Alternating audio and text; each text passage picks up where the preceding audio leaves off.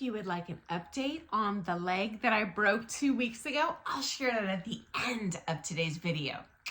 Let's dive in. I'm going to cover the physical demands of Latin dance on your body, especially if you're a competitor. I previously talked about the ballroom dances and how that affects kind of more hardcore the upper body of the dancers. In Latin, it's a little bit lower down, and I'm going to break down those kind of positions in the body that are pretty high stress in those dances. And in Latin, these tend to be the same areas for both lead and follow because, painting with a broad brush, the parts are more similar to each other and the posture more similar to each other than the ballroom dances. For example, some might even be, in the eyes of a newcomer, virtually identical. If we're dancing in shadow position, we're kind of doing the same thing side by side. Okay, so anecdotal evidence from what I've personally seen over the years. I've seen several dislocated patellas. So a patella is a fancy name for your kneecap, okay? And what I've seen happen is while they're dancing, the kneecap goes and goes off the kneecap to the side. My understanding is that this is because dancers in these styles have very strong leg muscles, and the muscles are what pull the kneecap to the side. I don't recall ever seeing or even hearing of a dislocated patella from someone falling. That might be more of a non-athletic person's injury. Well, this one's because you're throwing it down on that comp floor. And yeah, I've seen it on a show floor by a pro. Poor person, massive screaming. This was a female. I've seen it on the comp floor in a lead. And again, I've never done it, but I hear the pain is excruciating, and it sure sounds like it from the screaming. And they had the EMS come, and then they jerked it back into place, and then you hear another scream. I'm sorry if this is grossing you out. I'm just being honest with what I've seen and common injuries. Now, statistically, the injuries we suffer in Latin dance tends to be rotary disassociations through the lumbar spine, through the pelvic girdle, so those very low parts of the back. I'm going to share a quick photo so you know what the heck I'm talking about. I'll be right back.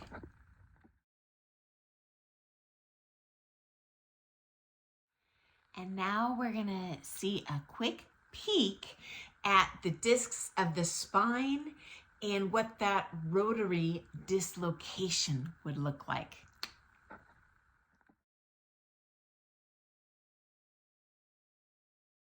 Okay, so in the human body, these lumbar joints are positioned in what's called a sagittal plane.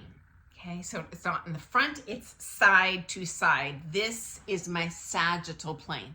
And so we're doing a lot of rotating, okay? This is not exactly how Mother Nature intended us to be. We can be. You've even seen contortion artists that can do it like nuts. But it takes years of training and not pushing too hard, just gentle repetition till you're bored, to train your body gradually to do these pretty advanced movements, okay? Very athletic. And another thing I've noticed that I think makes Latin harsher on the human body than the ballroom dances, again, from what I've seen over the years, not only in the US, but across the world. Latin tends to be more high impact movement. So they're slamming it there. Ballroom dances, occasionally you might get some sort of, I'll say, jerky type, impact movement, but usually it's low impact.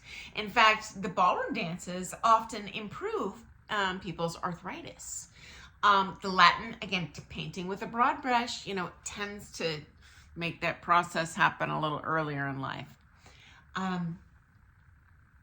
So these are positioned in that sagittal plane, and the joints, just the way we're built, are kind of built to bend like this, not like this, if you look closely at that spine.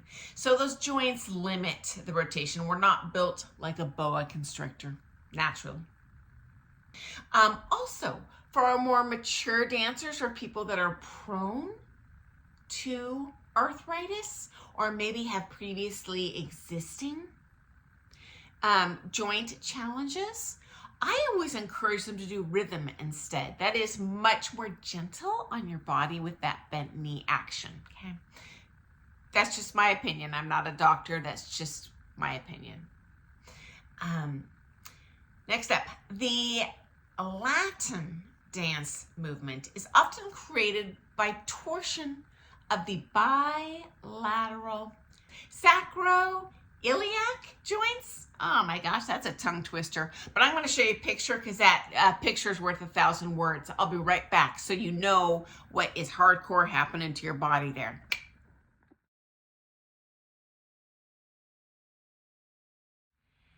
As well as your hips, your lumbar spine that I showed earlier, your thoracic spine. And I'm going to show a pic of that lumbar and thoracic kind of up and down so you see where I'm talking about there.